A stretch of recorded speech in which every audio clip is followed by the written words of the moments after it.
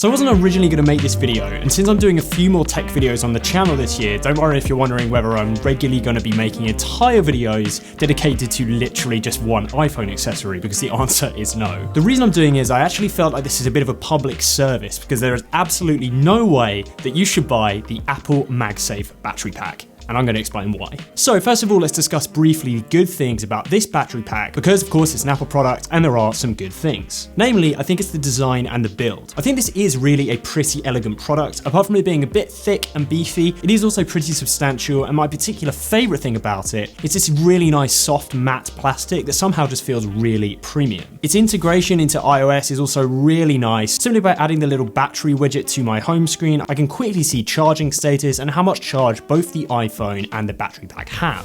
I also have to admit, I do really just love the way the charger actually works and functions. It's a really neat little idea to just have this little add-on you can carry around, and if you're looking for that little extra boost of power, so far so good. But let's get into the bad stuff. First of all, we have the fact that wireless charging just still isn't that good. And that's for a few reasons. Key wireless charging is about 50% efficient, so you're literally going to be getting about half of your battery's capacity going into the device that you're charging. Now, Magsafe is a little bit more efficient than this. This edges around about 70% efficiency.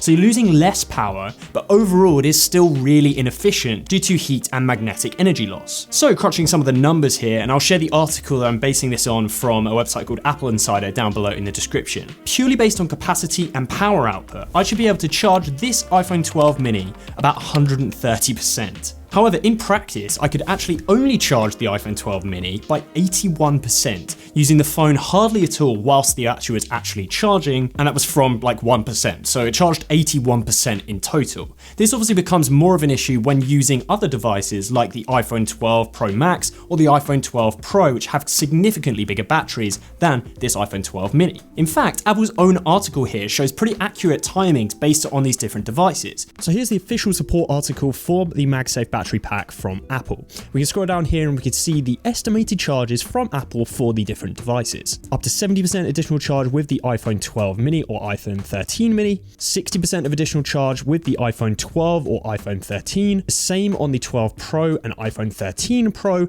and just 40% additional charge with the iPhone 12 Pro Max or 13 Pro Max. Only a 40% extra boost for a dedicated charger that you've brought with you isn't exactly fantastic. Wireless charging also just isn't very powerful at all, so it takes a long time to charge your device. Using this iPhone 12 mini again to demonstrate, with zero phone usage, it took 2 hours to charge up this device by 80%. So that's a full charge on that iPhone 12 mini, a total of 2 hours start to finish. And really, taking all of this into consideration for me, my biggest overarching issue with this product is that there's basically no reason you should buy this accessory. And what I mean by that is there's no reason you should buy this over some of the alternatives on the market, especially when this device, this Magsafe charger, costs $99. So what are those alternatives? Let's talk about some of them. Both of these suggestions come from Anker. They're a really brilliant company that make really good charging solutions for iPhones, but obviously also Android phones. And they're basically just key wireless charging copies of the Magsafe battery. This first one has a massive capacity of 5,000 milliamp hours, which is a much bigger charger than the Magsafe charger. But this obviously still suffers with the problems from just key charging or wireless charging in general. So don't expect 2 whole charges out of most iPhones.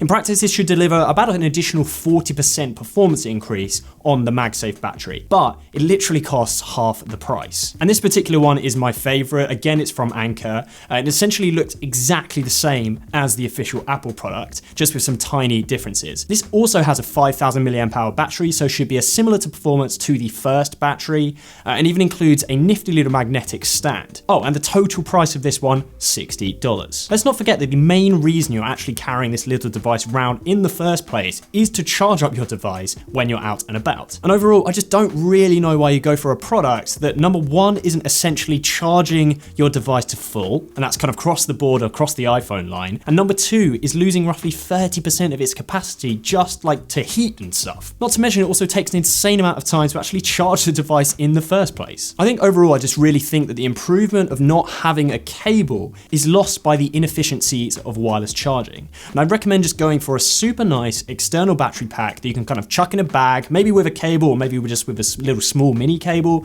that charges most iPhones 4 or 5 times over and often comes with quick charging technology, so you can literally get up to 50% in normally around about half an hour. And I will link some of those batteries down below in the description. So anyway, that's my rant about the Apple Magsafe battery pack. I hope it helped, all was interesting, and I'll catch you guys next time.